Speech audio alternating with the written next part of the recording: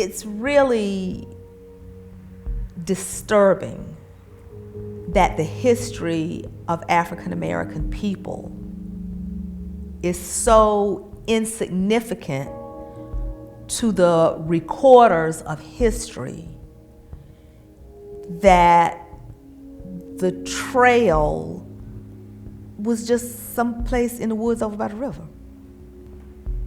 It's sort of like when people say, I don't see color. Well, if you don't see color, then you don't see me.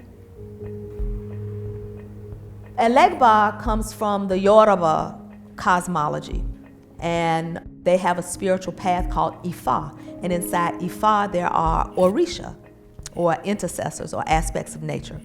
And Elegba, or Eshu Elegbara, is one of those Orisha. And his job is to open the roads, to bring clarity out of confusion. So as an African-centered cultural arts and education organization here in Richmond, the place where more Africans came through than any place else, and that revolving door of an economic market that furnished the whole entire deep South of unpaid labor, we hope that our programs are road opening experiences. I was doing a walk with Bon Secours a couple years ago, and the question was raised, how could you do this? How could your people survive this? And the young lady said she asked that question to her grandmother, and her grandmother said, because I knew you were coming. We have to always know that there is someone coming behind us, and how we handle that. When I first started doing this work, I didn't have grandchildren. And I would say, I'm doing this work for my grandchildren. Our intention is to elevate the level of importance of aspects of the African diaspora. Consider the language that we use when we talk about enslaved individuals. If you notice, you haven't heard me use the word slave. When I talk about slave, I talk about it from an institutional standpoint, the institution of it. But when I talk about the individuals, I use the word enslaved. And so that's why, even though the official name of that geography is the Richmond Slave Trail, we at the Elegba Folklore Society, and we have encouraged others, and some have, call it the Trail of Enslaved Africans, because these were people who were caught up in the condition of enslavement. They had hearts, they had minds, they had families that they left behind. Manchester Dock, which was an entry point, they say for 100 years. Can you imagine? We're sitting here right now. Somebody walks in the door and says, you coming with me. And you can only just get up. You can't take anything, you can't take your cell phone, you can't take your camera, you can't call anybody, you coming with me. And whoever you have at your house, in your community, they don't know where you are. You don't know where you are.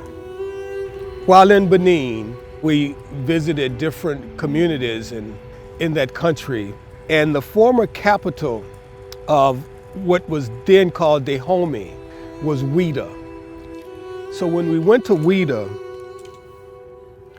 I can remember wanting to walk from the banks to the shore. And as soon as I stepped through the point of no return, I literally became paralyzed.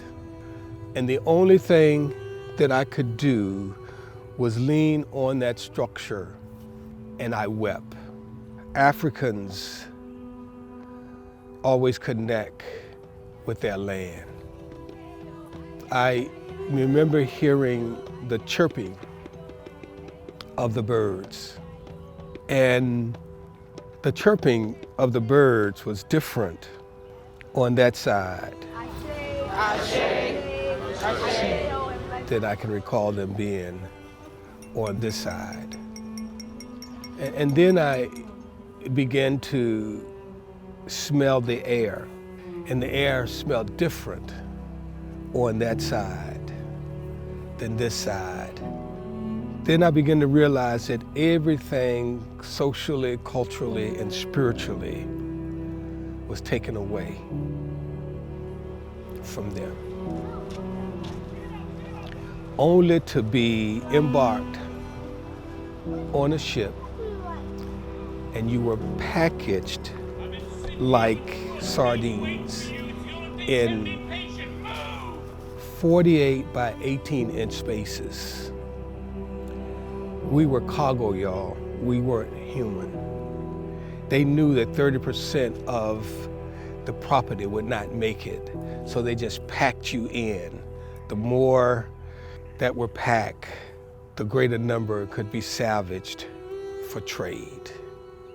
They were in that position 23 out of 24 hours every day for 3 to 4 months. And as they traveled through different countries in the diaspora, they would arrive here, and then they would be disembarked at night. They were disembarked at night because they did not want the women or the children to experience the heinous nature of those individuals that were disembarked. So here they are at nightfall, getting out of the boat, and as soon as they step on this ground, there is not a spiritual connection. We are the children of those who chose to survive.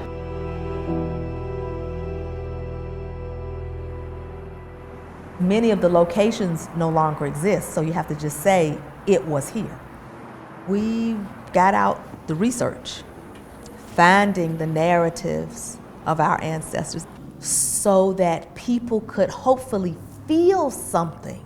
When it's in a head space and you can just kind of toss words around, you're still distanced from what has occurred.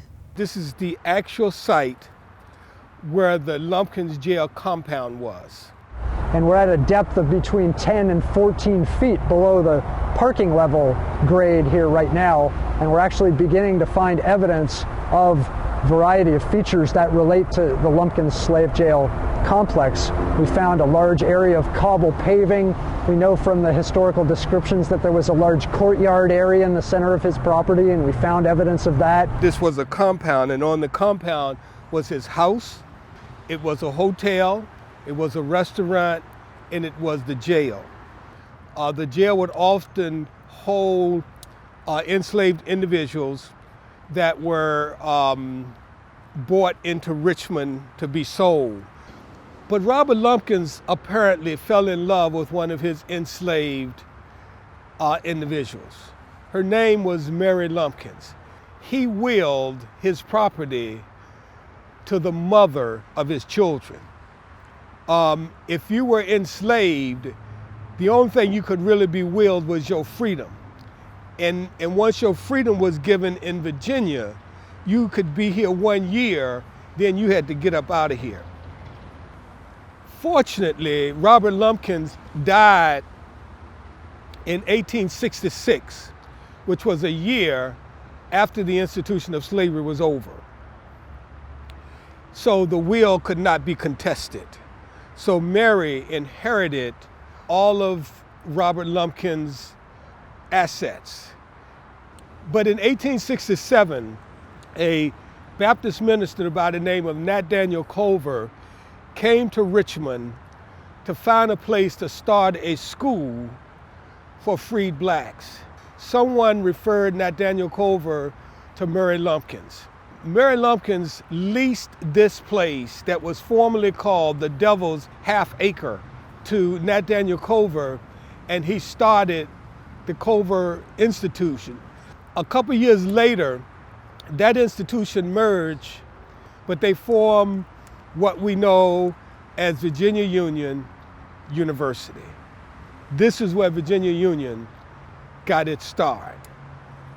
Bringing in enslaved Africans was competition to planters, as they were called, in Virginia. But there were so many enslaved individuals in Virginia, there was a surplus. So the surplus made Virginia a point of reference for buying enslaved Africans.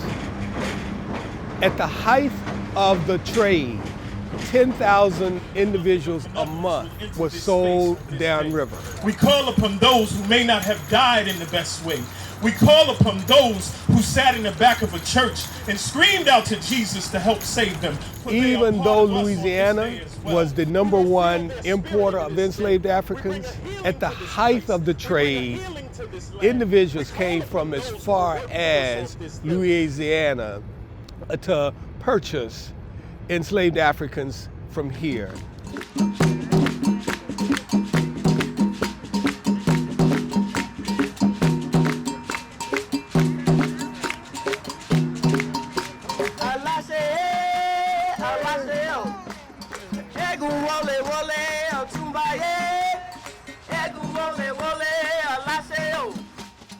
There's a reconciliation triangle partnership between Richmond, Benin, and Liverpool.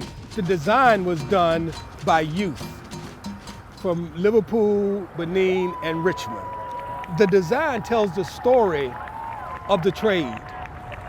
There's a bird on here, and that bird is a bird that is very popular in Africa. It's symbolic, and it's called the Sankofa bird.